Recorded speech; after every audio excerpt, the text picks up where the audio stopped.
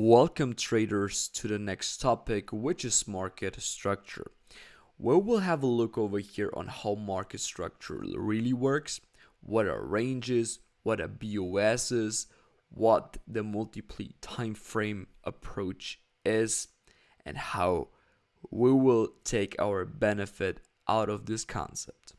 Okay, now probably you all know this thing which we can see currently here. The market is moving from the downside to the upside, creating higher high, moving then afterwards to the downside, creating higher low, and then the price broke actually this point over here, and this is what we define a break of structure.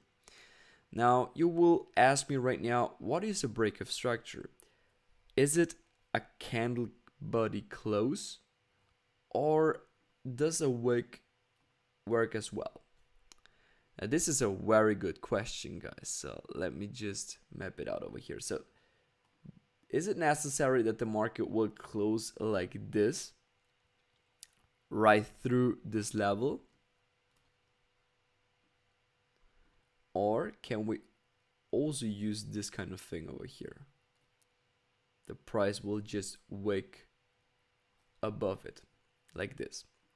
Well, actually, my recommendation is to always use this kind of candle to really confirm your break of structure. Of course, you can use this one here as well. I only recommend using this kind of wicks on the lower time frames, okay? What is the lower time frame? Well, as lower time frame, I view the minute 1,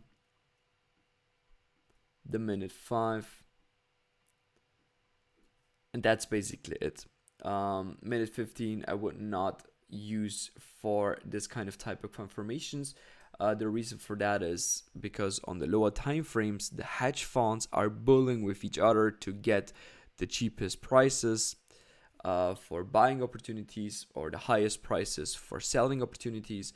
And this is why they're always faking out. Okay, they're creating these kind of candles, and in order to trap the other hedge funds. And this is why more than likely I will like to use only the candle closes on the higher time frames. On the lower time frames, you can use this one over here.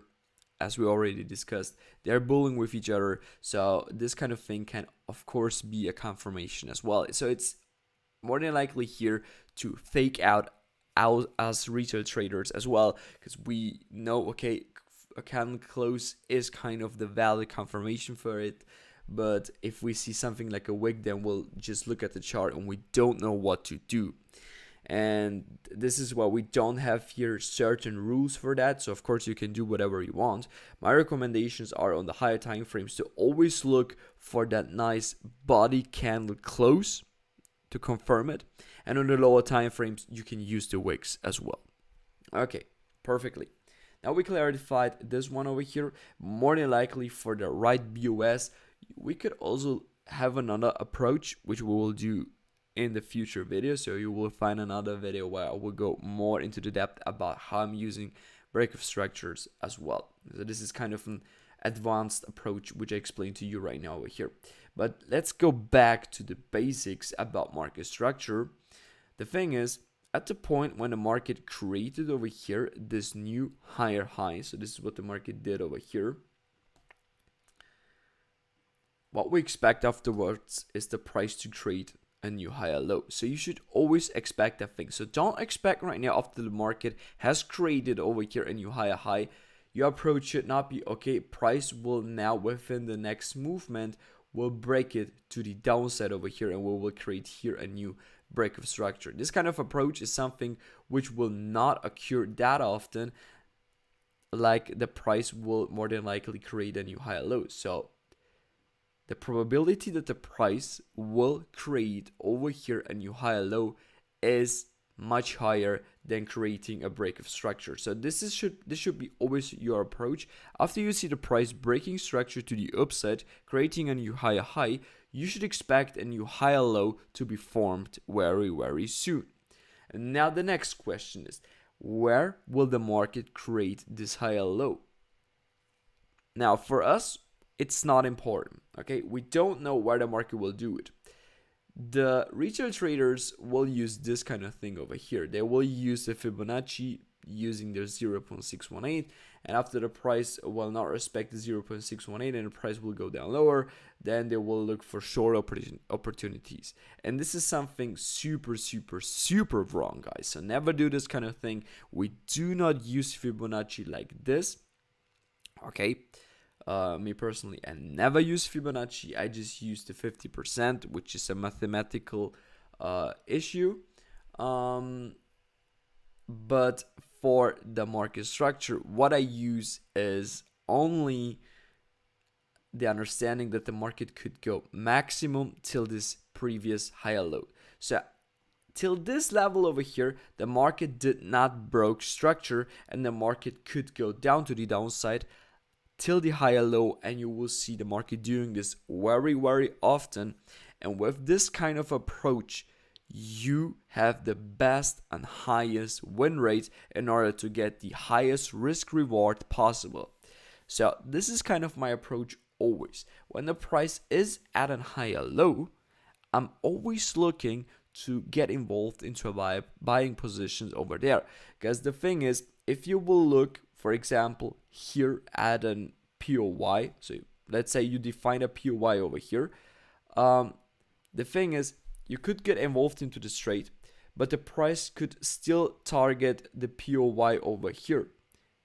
And if you lost your trade over here, okay, so let's say you've been using that zone over here and you've lost 1 hour on that position, probably you will not get involved in the next position, because the market will more than likely go here, and then from here will push up higher. That's the highest chance what the market always has. So my approach is always to keep that in mind, that the market could always go for a maximum correction, which is this level over here.